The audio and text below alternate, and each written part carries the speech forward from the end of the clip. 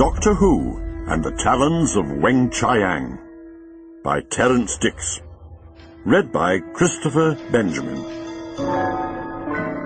Chapter 1. Terror in the Fog.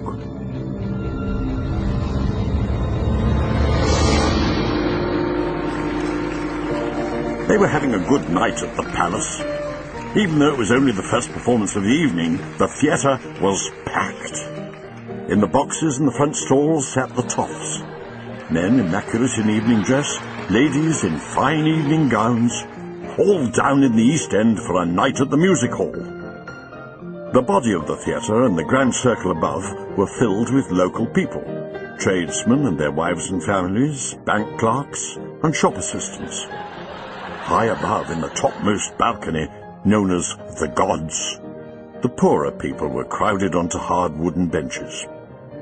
Labourers, dock workers, soldiers and sailors, even some of the half-starved unemployed, they'd all managed to scrape together a few coppers for the big night of the week. They were a tough crowd up in the gods, ready to show their feelings with booze, catcalls and rotten fruit if an act wasn't to their liking. But now, like everyone else in the theatre, they were staring entranced at the gorgeously robed figure on stage, the famous Chinese magician, the Chang. He was a tough, savage place, this London of the 1890s.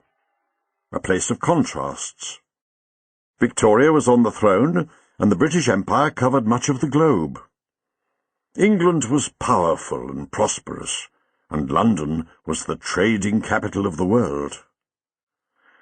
There were those in the theatre who shared their country's prosperity, spending gold sovereigns with a free hand, living comfortable lives, with servants to look after them. Yet there were many more who were short of the money to pay for their next meal, or even for a roof over their heads. However, tonight they were united in a common aim, to forget their troubles and have a thoroughly good time. The audience watched spellbound as Chang ushered a smiling chorus girl into a metal cabinet in the centre of the stage. He closed the door and slid sword after sword through the slots in the cabinet's sides. He waved his hands and withdrew the swords. There was a bang and a flash, and he threw open the door to reveal the chorus girl, smiling and unharmed. There was a roar of applause. Chang folded his hands in his sleeves and bowed low, and the curtain came down.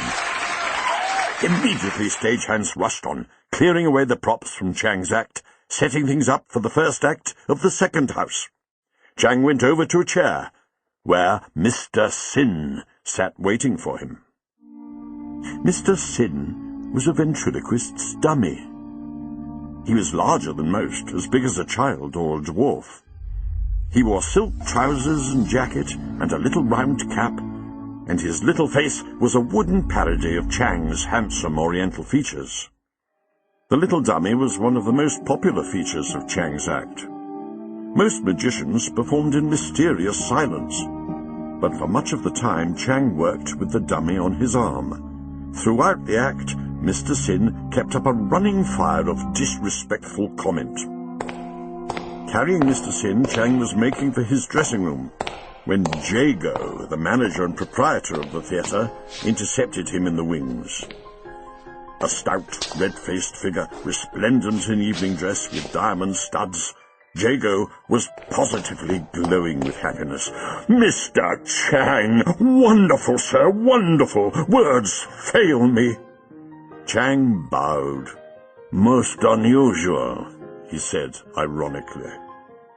"Never in my 30 years on the halls have I seen such a dazzling display of lustrous legerdemain, so many feats of superlative, supernatural skill." It was Mr. Sin who answered the flood of compliments. "Honourable master," he piped eerily, "you are most kind to bestow praise on miserable, unworthy head of humble Chang." Jago grinned. Sample complete. Ready to continue?